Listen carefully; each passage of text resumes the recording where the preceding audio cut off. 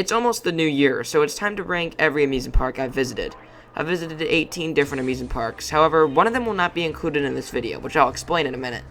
In this year alone, I visited 4 new parks, with Six Flags Darien Lake, Over Georgia, Knoebels, and the small park of Strickers Grove, in addition to visiting my 2 home parks and revisiting Carowinds. Here are my rankings of every park I've visited.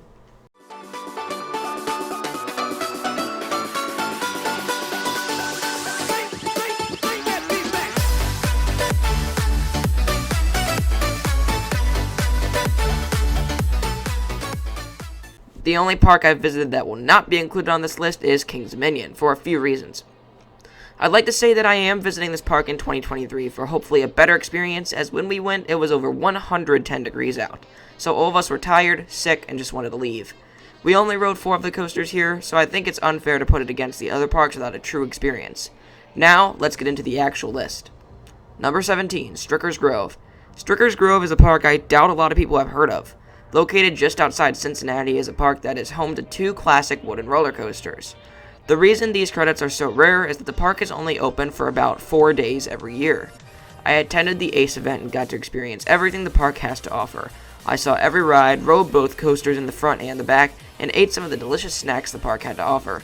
Tornado was a bumpy but enjoyable experience, especially that aggressive ejector pop, and Teddy Bear was a fun family coaster. The park was charming, but it was much too small for me to see myself returning to anytime soon. I recommend visiting Strickers Grove at some point, but it doesn't compete with the other parks on this list. 16. Kennywood. Kennywood and I never got along. I visited back in 2019, and even when I live only 2 hours away, I've never made a trip back. This is because my one trip in 2019, just a week after Steel Curtain opened, was underwhelming. The park is pretty, but the rides are mediocre, with Phantom's Revenge being the only exception. And the park's operations were atrocious. One train, with the operators moving at a snail's pace.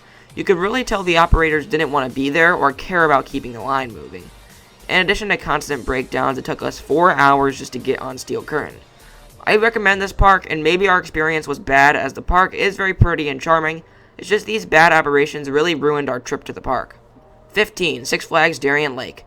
Six Flags Darien Lake near Buffalo, New York was a new park for me, being only 4 hours from my home. It is my 3rd Six Flags park and the weakest of the bunch. However, Darien Lake had my favorite section of any Six Flags park, being that massive lake overlooking Moto Coaster, Viper, Boomerang, and Predator in the center of the park. However, Darien Lake, like most other Six Flags parks, is lacking in theming and has a surplus of asphalt and ads. Also, Darien Lake is lacking a good standout coaster. My favorite ride in the park was Tantrum, and this small park is home to some of my least favorite coasters with Boomerang and Mind Eraser. It's an okay park with mostly mediocre operations and an okay atmosphere. I'd recommend visiting at least once. Number 14, Waldameer. Waldameer, located in Erie, Pennsylvania, is the 2nd smallest park on this list, just ahead of Strickers Grove. However, Waldameer has an incredible atmosphere for being so small. It's located on a cliff overlooking Lake Erie, with the standout coaster, Ravine Flyer 2, diving over the road and down the cliffside. The whole park has a fun and classic atmosphere with some good flats. However, like the previous Strickers Grove, it's just too small to place above some of the other parks. 13. Kentucky Kingdom. I haven't visited Kentucky Kingdom since a rainy day in 2018, but from what I remember, Kentucky Kingdom had great coasters and slides with decent operations. The ride collection is small but strong, with standout rides including Storm Chaser and Lightning Run. The park is small and has a weird atmosphere, with half the park being wrapped around the water park and a road splitting the park in two. It's a little difficult to navigate, but that adds to the charming nature of the park. Kentucky Kingdom was saved just a couple years ago, and you can tell everyone there cares about the park.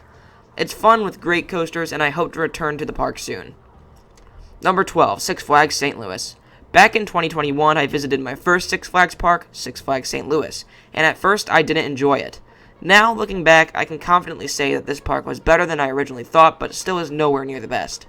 Six Flags St. Louis is a fun park with a pretty good coaster lineup. It has 2 standout coasters, 3 good ones, 1 mediocre, and 3 horrible coasters.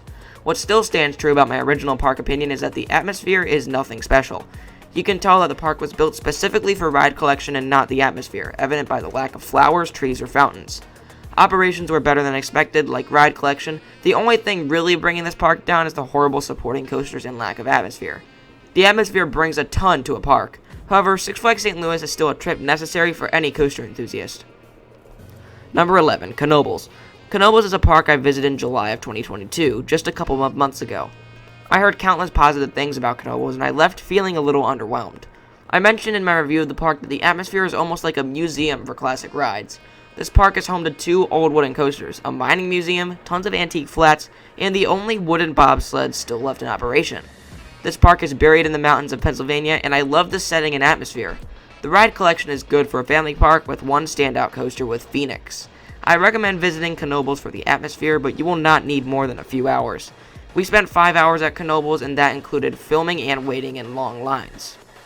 Number 10, Dorney Park. Back in 2020, I visited Dorney Park, and I was pleasantly surprised. The opposite is true of Dorney compared to Six Flags St. Louis. Six Flags St. Louis has a good ride collection, but not so great of an overall experience. Dorney doesn't have the best rides, the best being Talon, but a fantastic atmosphere. The back section near Thunderhawk is fantastic, with wildlife swimming in the water underneath a flowery path. The front section lies over a ravine where Hydra and Steel Force reside. The park is well landscaped, has some nice flats and good food, and is overall a fun park with a lackluster ride collection. Number 9, Indiana Beach. I want to get a review of Indiana Beach out soon because it has to be the most unique park I've visited. The park entrance is on a skinny bridge leading to a peninsula in the middle of a lake.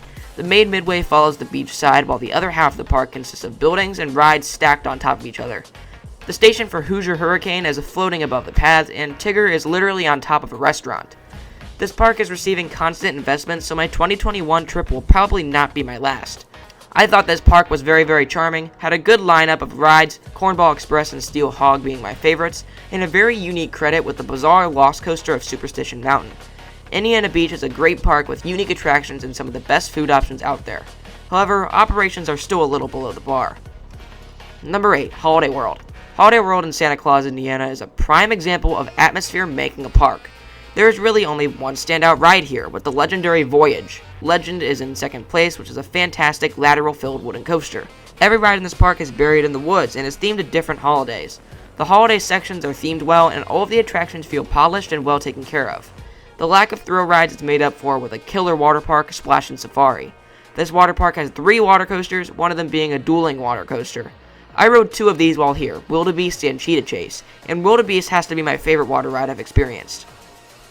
Holiday World is a charming park that puts the atmosphere and guest experience first. Number 7, Dollywood. This might be a controversial pick, and maybe it's because I visited this park back in 2017, but I was a little underwhelmed by Dollywood. Its atmosphere didn't feel as polished or well-themed as Silver Dollar Cities, a park that's coming up shortly.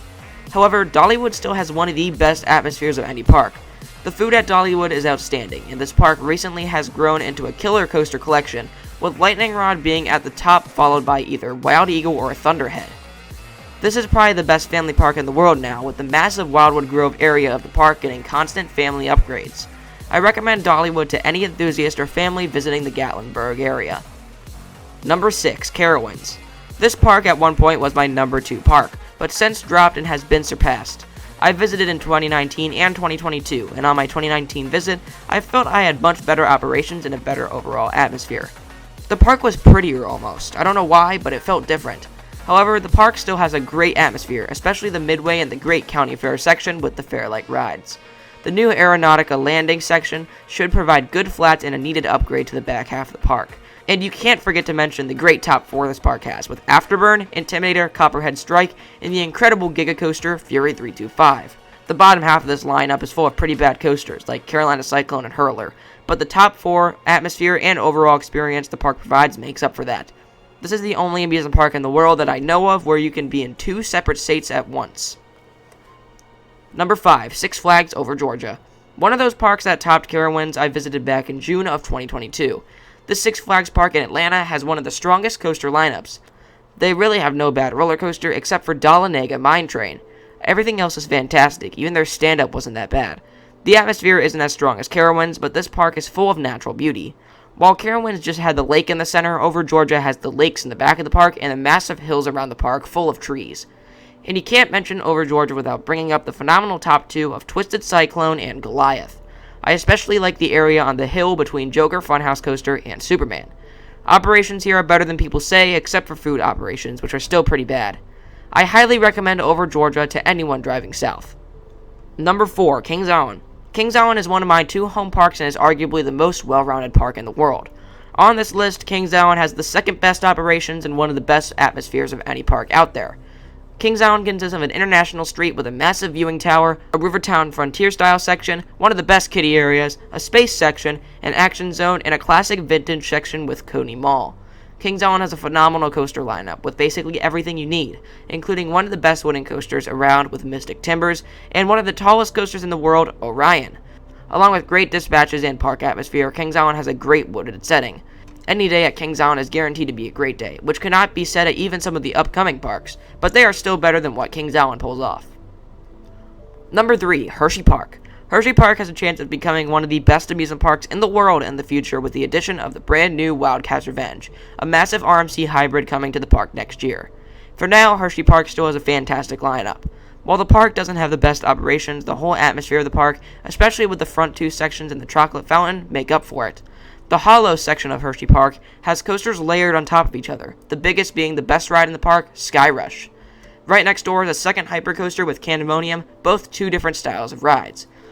With Wildcat removed now, Hershey only has good coasters, and some of the best in the world, in addition to having sweet food and a great atmosphere.